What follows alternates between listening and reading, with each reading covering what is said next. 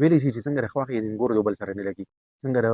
مالک مکان او د کرایه‌دار یو بل سره نه لګي، وایي داسې د اجیر او د اجیر هم یو بل سره نه لګي. اجیر او اجیر چې په انګلیش کې ورته امپلایر او امپلایډ وایي، یعنې څوک چې د کمپنۍ مالک دی او څوک چې پکې کار کوي، د دې د دواړو هم یو بل سره نه لګي. د دې د دواړو یو بل سره نه لګي، نو یو خو هغه اسانه خبره ده چې پاکستان کې د پاکستان په شان تل ورډ چې کوم دی په دې ټولو کې کارپوریټ سېکټر کې د هایر اینډ فایر پالیسي چلیږي. مطلب دا دی چې کوم بوس دی د کمپنۍ مالک دی هغه خو دې ته ګوري چې ما له څوک ډېر کار کوي، بلکې تر دې پورې مایند سیټ وایي د دوی د جوړ شوی دی چې دوی وایي چې دا یو لاس تا اړم دی کار کوي نو دا بل وایي ولې دا مالک.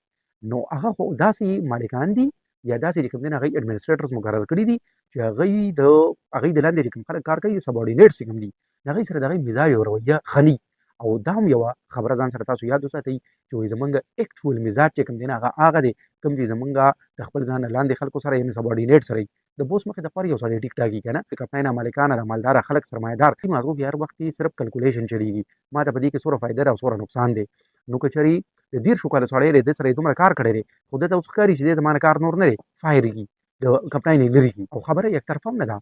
بل طرف ته چې کوم امپلایډ دی نو هغه هم زموږ په ملک کې چې کوم دی کمزوره خلک ډېر دي او حلاله چې ګټي نه هغه کم وي که نه نو د هغوی د طرف نه به کوم خبره وي نو په دې وجه باندې چې چا له روزګار ورکړی امپلایډ چې وي نه هم خفه وي. د دې خبرې اخره کې مطلب دا دی چې مونږ په خپل جابس کې چې خفه یو نو د هغې یو ریزن چې کوم دی شاته دی چې زموږ د کمپنۍ چې کوم ماحول وي هغه ماحول دوستانه همدردانه نه وي. دویم غټ ریزن چې کوم دی چې د هغې د وجې نه خلک د خپلو پیسې نه خوشحاله نه وي تر دې پورې که هغه په دغه ځای کې افسر هم وي نه خوشحاله نه نه په دې وجه باندې خوشحاله نه چې ده ته داسې ښکاري چې دا نورو کمپنو کې چې کوم خلک دي د هغې خلکو آمدن او سهولیت ډېر دي. اوس دې کې دوه درې خبرې دي یو ده ته دا ښکاري دا د خیالي پکچر کې داسې نه وي چې هغې نورو کمپنو کې یا نورو شعبو کې نورو پیسو کې د هغوی آمدن او سهولیت سیوا وي.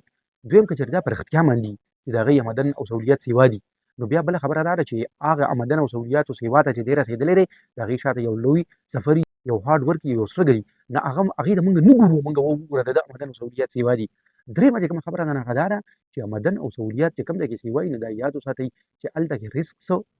یعنې خطرې او مسلې هم ډېرې وي. لکه یو اسان مثال یې دا دی که نه چې ګورئ اوس په پاکستان کې تنخواګانې کمې دي بهر ملکونو کې تنخواګانې سیوا دي چې بهر ملکونو کې تنخواګانې سیوا دي نو د هغې لپاره خلکو خپل کور او خپل مور او پلار او خپل واړه او خپل کور کله پرېښودی دی بیا تللي دي که نه نو مطلب دا دی که د هغوی هلته کې نور څه غم نه وي نو هم دا مسافري چې کوم دی نه دا خو یو تړلی رقم ورسره دی کوم ځای کې ډېرې تنخواګانې نه هلته ورسره هغه شان هغه حساب سره مسلې هم وي خو هغه مسلې زموږ نه پټي او موږ ته مخامخ هغه تنخواګانې او سهولتونه ښکاري. خپلې پیسې سره محبت وایي په دې وجه باندې کول پکار دي چې کله موږ خپلې پیسې سره محبت نه کوو نو د دې نه موږ ته غټ درې نقصانونه کېږي. هغه درې غټ نقصانونه دا دي چې یو د دې د وجې نه زموږ پرفارمنس چې کوم وي کارکردګي بیا خرابېږي. دویم چې کله هم زموږ پرفارمنس خراب شي نو د پرفارمنس خرابېدو سره زموږ پروفیشنل ګروت چې کوم دی نه په ځای ودرېږي او چې په چا باندې د پروفیشنل ګروت دروازه بنده شوه نو د هغه د ترقۍ او د کامیابۍ هغه دروازه بیا بنده شوه. چې کله هم زموږ د پروفیشنل لایف خراب شي نو بیا پروفیشنل لایف سره زموږ پرسنل لایف هم خرابېږي نو موږ ته بیا په پرسنل لایف کې هم ذهني سکون نه وي. د دې د وجې نه ډېره زیاته ضروري ده لازمي ده چې موږ خپلې پیسې سره محبت وکړو پیار وکړو او د دې د وجې نه چې دا موږ په کوم روزګار کې یو نو د روزګار لس غټې فایدې دي هغه لس غټې فایدې به په بله ویډیو کې شي د الله په امان.